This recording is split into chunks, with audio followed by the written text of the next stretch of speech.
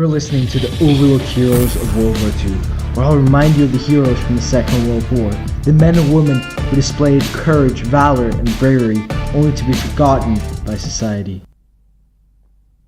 Hello, my name's Alfred, and you're listening to my first podcast on the overlooked heroes of World War II. Now, to fully understand the story of 9 men deciding the outcome of the Second World War by setting back the Germans' plans to create an atomic bomb by months, we must first understand what happened before and why heavy water was so valuable to both the British and the Germans. A good starting point for our story would be Leif Tronstad. He was born in 1903 on the 27th of March, and he was a Norwegian chemist who graduated from the Norwegian Institute of Technology in 1927. Later in 1931, Harald Urey discovered deuterium oxide, or heavy water, which laid a foundation for Tronstad's research. Tronstad later returned to the institute as a chemistry professor. He started on the 1st of May 1936, and at the time, he was the youngest professor. In his short scientific career, Tronstad managed to pen 80 scientific publications, and 14 of which were related to heavy water. Leif Tronstad later became a consultant for Norsk Hydro and helped build the Vemork heavy water reactor near Rjukan with Joachim Brun. He went on to help organize the sabotage against the hydroelectric plant which he'd built. He also organized Operation Grouse, Freshman, and Gunnerside. These were the 3 most important operations as they helped sabotage the hydroelectric plant and decide the outcome of the Second World War. I want to tell you about the Vemork heavy water reactor, but first we have to have a basic understanding of heavy water and its importance. Deuterium oxide, otherwise known as heavy water, is a pale blue transparent liquid which freezes at -4 Celsius, and some people believed it could cure cancer. It has a molecular weight of 20, being made up of deuterium and oxygen. On the other hand, normal water, or H2O, has a molecular water weight of 18, oxygen and hydrogen. Furthermore, ordinary water has 1 proton and 1 neutron, where heavy water has an extra neutron.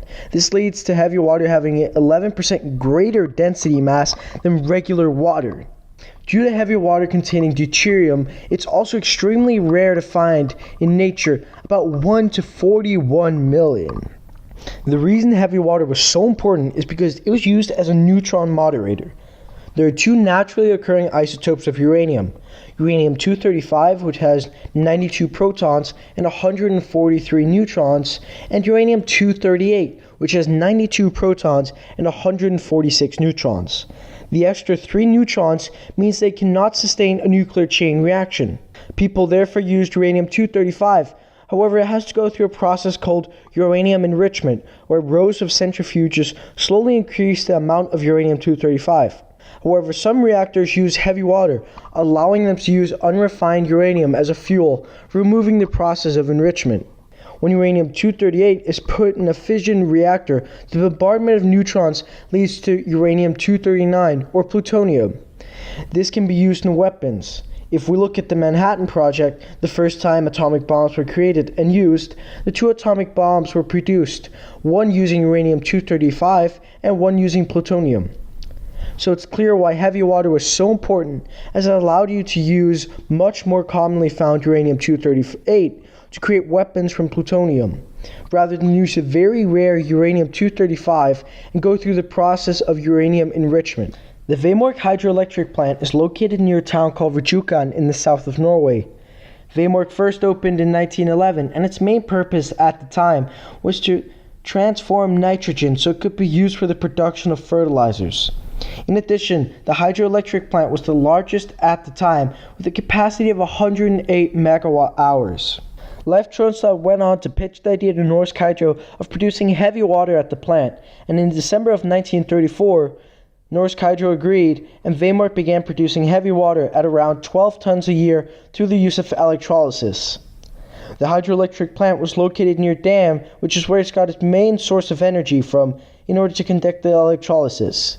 In 1935, they shipped their first containers ranging from 10 to 100 grams. However, the demand was not very high, and countries would only buy a few hundred grams at a time since they had no real use for it. Then, in 1936, they shipped 40 kilos. This was a massive increase, but still nothing significant in terms of total sales.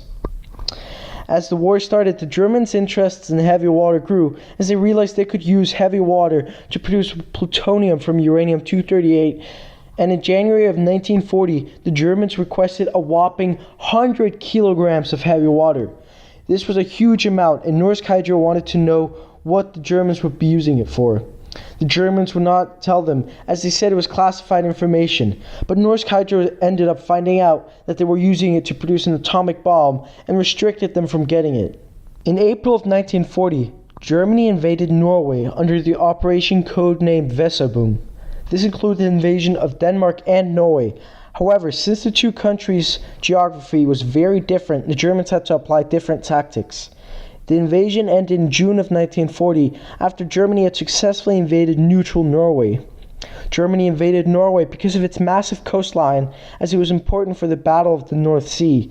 Another reason was the Germans' ability to import iron ore from Sweden. Earlier in April of 1939, the German nuclear weapons program was created. It was known as the Uranium Society or Club. And in December of 1938, two German physicists, Otto Hahn and his assistant Fritz Strassmann, were colliding neutrons with uranium atoms and managed to split the uranium atom, which these days is called fission. This led to the Uranium Club's first efforts in April of 1938, shortly after the discovery of nuclear fission.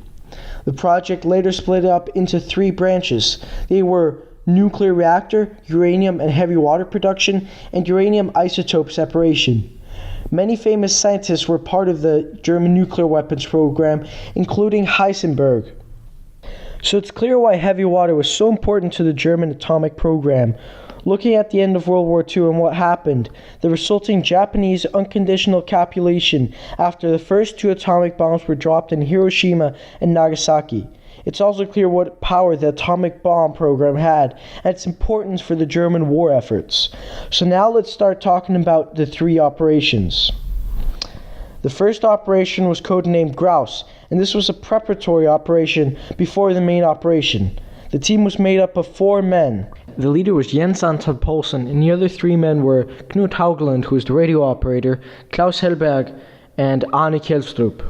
These men had all fled from Norway after it was invaded by the Germans, and were eager to get back to their country and serve it.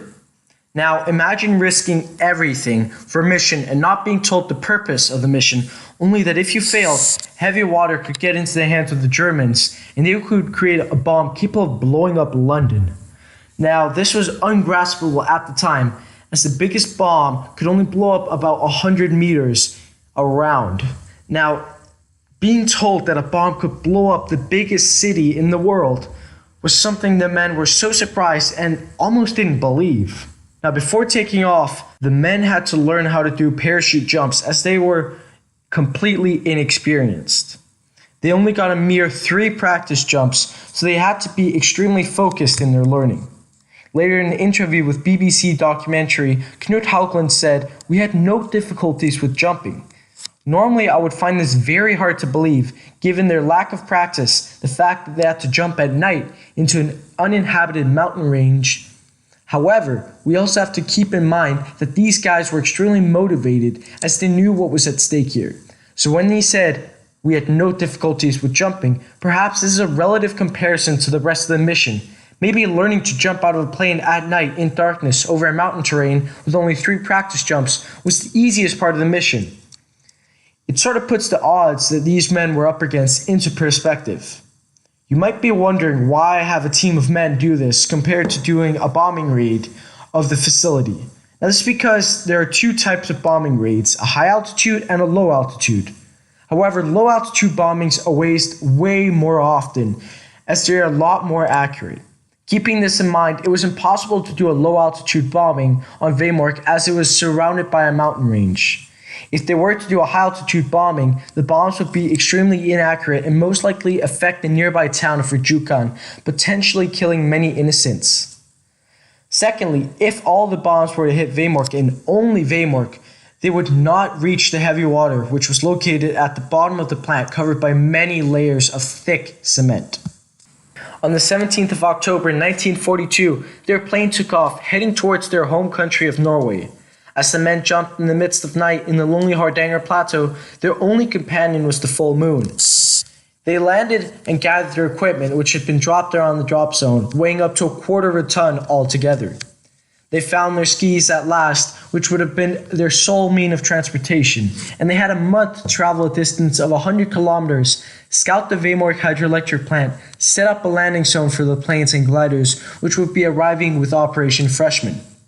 The team decided on taking 5 days worth of food and leaving half at the drop zone, expecting to come back in time. However, the journey ended up taking 15 days due to the harsh winter. As the days stretched out, the team had to ration their food, and they would end up consuming a mere 2,500 calories compared to the 6,000 to 7,000 that was demanded of their vigorous exercise in the cold weather. Imagine Michael Phelps. We all know him as the fantastic swimmer, and he swims in cold water. And after swimming for an hour in cold water, or 3 hours or 4 hours, however many hours he swims, he needs to consume 8,000 calories. These men are outside for 7 hours in minus 30 degrees, freezing and going with 30 kilos on their back whilst transporting heavy weights long distances on skis. They must be burning a lot of calories and therefore needing to consume way more calories than just those 2,500 they ended up consuming. This meant they were exhausted and malnourished, and on top of that, their radio antenna was not working, so they couldn't ask for backup or tell the people back home in England why the mission was taking so long. As the conditions continued getting worse, the team abandoned everything that was not absolutely crucial for the mission. This included a radio, 2 accumulators, a hand generator, a beacon to guide in the gliders, as well as tents, sleeping bags, weapons, and a cooking kit. This added up to a total weight of 250 kilos, which was broken up into 8 different loads of 30 kilos. With the equipment being broken up into 8 different packages, the men set up a type of shuttle system. This meant they had to do every journey 3 times, as they had to bring the load to a destination, then go back, and then bring another load there. Another reason for their exhaustion is explained in Anton Poulsen's report of the mission, where he said the snow was deep and heavy, and the men who went out of the ski tracks sank up to their knees. Now just imagine this for 1 second. You're going on a narrow ski path, and it's minus 30 degrees. You can see nothing around you. It's just you and another 3 men. And if you do just one step too far to the left or the right, you sink up to your knees in heavy, thick snow. Now, this is going to be hard getting out of. And I can just imagine how scared the men must have been, since they were all alone in this harsh environment. As the days went on, the team crossed a frozen lake. And whilst this can be very useful in saving valuable time, it's also extremely dangerous, as the original grouse team would have known, since their leader, Anton, fell into the frozen lake and had to be rescued by the others. However, this did not take them long, and luckily they had what is known as a ditch kit, which contains spare clothes, a tent, and if it hadn't been for the kit, Poulsen would probably most likely have died. Now, just imagine that you're skiing on this narrow track, and as Poulsen mentioned before in his report, the snow was heavy and deep. And your leader falls into a frozen lake. It's already negative 30 degrees out here, and you fall into the water, which is just above freezing. The other men must have been so confused, and if it was me in the water, I would have been panicking. However, I highly doubt Anton Poulsen was panicking, since he was a trained operative. The men must have immediately helped the man up. As Anton Poulsen got up, he must have been unable to move his hands and fingers, since they must have been so cold, and he was close to getting a frostbite. They then got their ditch kit, which they luckily had, and they had to quickly set up this tent. I can imagine they made some mistakes, as they were rushing through it as fast as they possibly could. As they got it, they lit up a fire in there in order to get it nice and cozy. And they stripped Anton of his clothes and got him in there with a blanket around him to warm him up. If they hadn't acted as quick as they would, he would have died, as I said before. Later, on the 2nd week of the journey, the exhaustion kicked in, and the team ended up only covering a distance of 2 to 3 kilometers. This is not a very big chunk when you consider the total distance of 100 kilometers. Then, when the team finally reached their destination of the small hut close to the hydroelectric plant, they were in desperate need of getting in contact with the team leaders back in England. as they had not been in touch since the landing. They had to improvise. As I said before, their radio antenna was not working, so they used 3 to 4 bamboo sticks, which they stuck together to make an aerial mast. Knut Haugland later said, "I got connection right away. It was first class." And the team later on went out to scout out the areas surrounding to find information for Operation Freshman, which was happening later in November of 1942. The team discovered that there was a suspension bridge with a 300-foot drop, which appeared to be the only way of entrance into the hydroelectric plant. Later that month, on the 17th of November, 1943, 3 days before Operation Freshman, Knut Haugland managed to send a message to the British about the weather conditions. Let me read for you what the message said. "Lake coated with ice and partly covered with snow. Last 3 nights light and the sky absolutely clear. Temperature about -5 Celsius. Strong wind from the north has fired down. Tonight beautiful weather." Next, the team went out to a landing zone where they placed the lights in an L to guide the 2 gliders which would be arriving from Operation Freshman.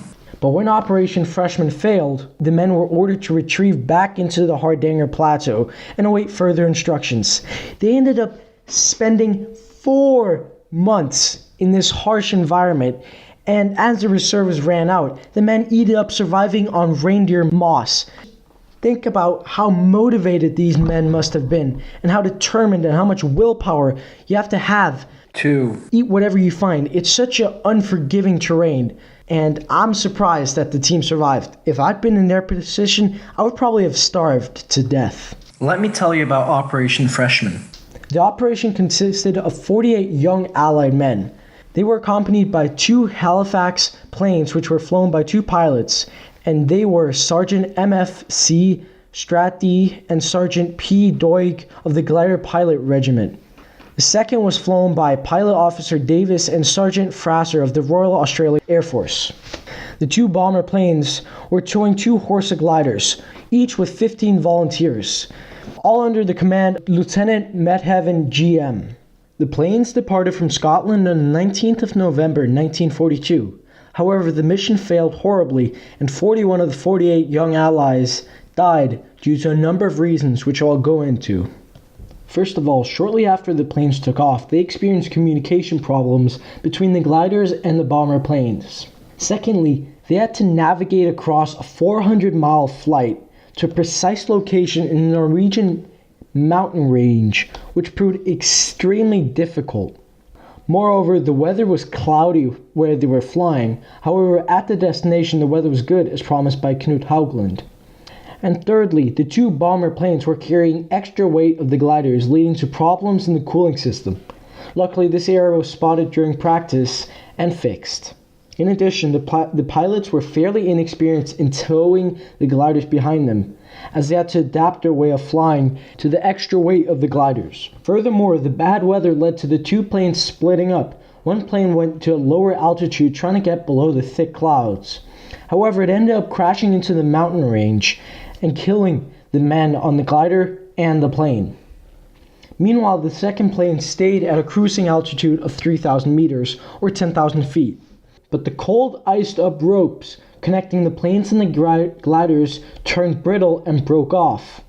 The glider crashed, and the men who had not died from the fall ended up being captured by the Germans and murdered in cold blood to send a message back to the Allies that the hydroelectric plant was theirs now. The grouse team on the ground were awaiting the gliders and saw nothing, but they heard the loud Halifax planes above them, and as the lights were burning and they were shining their flashlights at the sky, the planes continued circling until it disappeared. The men wondered if the plane had not spotted the lights, or the signal with their location had not been transmitted to the other plane. On the other side, the pilots had said their navigation system, which were known as Rebecca's, had not been working, and they had seen no lights. To them, finding the landing zone had proved impossible, as all the mountains and the dark weather looked alike, and they had a massive area of 20 kilometers to search for, and the small red lights were not helping them due to the clouded area. Later, Operation Gunnerside happened. It happened 3 months after Operation Freshman's failure. The mission, however, was different since the team were not using gliders but instead parachuting in, and they were a team of Norwegian commandos from Company Linger, which was under the SOE, or Special Operations Executive. Their aim was to meet up with the grouse team, who, as I mentioned before, had survived in the Hardanger Plateau for 4 months on mainly reindeer moss. Now, I have so much respect for this grouse team, as they have survived against all odds and are extremely motivated. However, let's get back to the actual operation. The operation had been organized by Leif Tronstad, who was a member of the Norwegian resistance and had gathered intel on the plant from his connections back home. The Operation Gunnerside was made up of 6 men. They were led by Joachim Rønneberg, and the others were Knut Haukeleid, who was the second in command, Fredrik Kaiser, Kasper Itland, Birger Stormsheim, all 3 of which were part of the explosive squad, and finally Hans Storhaug, who was a cover squad. This team had undergone a very intense training course in Scotland with the SOE, and the men were told never give your enemy half a chance. The men would have been training exercises at night in the mountains and would have to sleep outside for weeks. The SOE was notorious for their guerrilla warfares and tactics, and they only accepted the most athletic and elite soldiers. Furthermore, according to Timothy J. Jorgens, who is a professor of radiation medicine at Georgetown University, he said, after handing them their suicide capsules, Norwegian Royal Army Colonel Leif Tronstad informed the soldiers, I cannot tell you why this mission is so important, but if you succeed, it will live in Norway's memory for hundreds of years. Now, this quote from a section of an article about the Operation Gunnerside highlights the utter importance of the mission, as they had already failed at sabotaging the plant once before, and time was not on their side. The sheer pressure these men must have felt weighing them down, and the willpower driving them forwards, is unimaginable to someone like me who's never experienced war or been to war. Then, on February 16th, 1943, the 6 men jumped out the plane, and they had strategically dressed themselves in British uniforms under their kits, so if they were to be captured by the Germans, it would not affect the nearby Norwegian civilization, as they would not punish them for being Norwegians, trying to do uproar in their Germanly invaded country. Then, after 5 days of traveling, the men reached the grouse team, who had been located in a hut near the plant, gathering intel on the guards, the factories, and the schedules. They exchanged information, and the grouse team told them everything they had discovered in the past months. Then on February 27, 1943, the 6 men began their sabotage on the hydroelectric plant.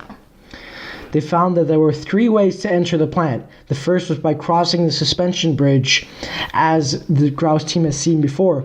However, it had a 90 feet or 300 feet drop into a gorge, and the top of the bridge was heavily guarded.